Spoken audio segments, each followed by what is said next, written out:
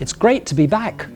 That's fantastic news. It's always fantastic, I think, for a director to be able to go back to a play they've directed it, because it's like, for me, it's like dealing with a completely new play.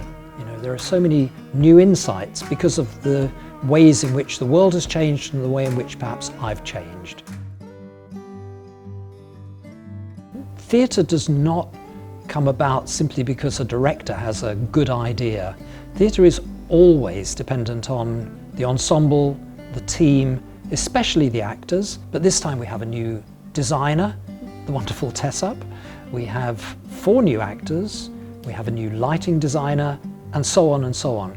So inevitably it will be new because people are coming along with new inspirations, new ideas.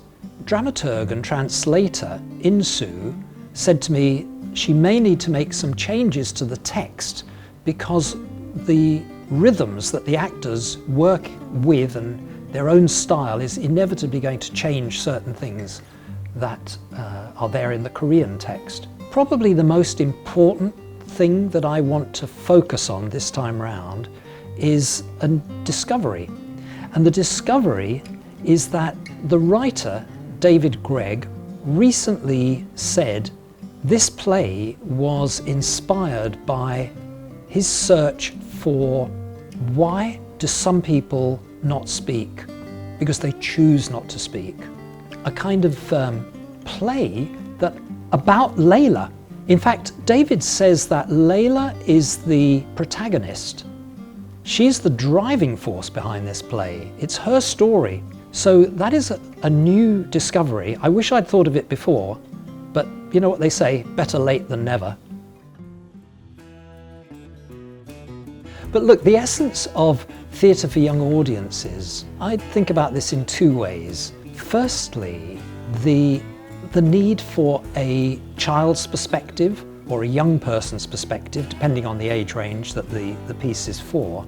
I mean, the reason that we have a specific theatre for young audiences is that we've rewritten the repertoire with that in mind, thinking about who the audience can identify with, how they can see the play through the eyes of a young person.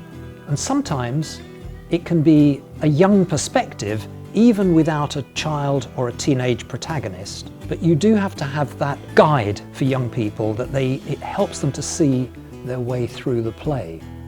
But the second answer is the Germans have got a very interesting word that they use to describe this kind of theatre. They call it young theatre, Jung theatre. And young theatre I've found a very helpful idea because what does it mean? It's not just about age, it's kind of about the spirit that the theatre has.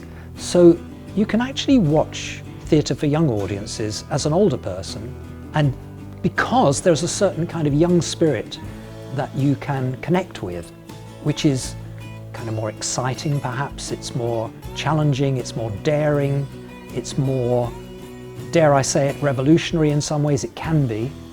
And it brings all those things that young people bring into the world, fresh ways of looking at things, sometimes innocent ways of looking at things, sometimes cynical ways of looking at things, but it's a kind of spirit that sits behind the best theatre for young audiences. I hope they feel more alive than they did when they came in. I would hope that audiences here feel something special when they see this show. But you know what? I would be happy if the audience is entertained, challenged, surprised, exhilarated, like I said, amused, all those things that I think good theatre should do. And I think this play is full of all those possible reactions. But one thing I would just say in conclusion is that an audience feels what an audience feels. An individual feels what an individual feels. You can't predict it. I mean, I can't tell an audience what they should think or feel about this play. I just hope they think or feel something.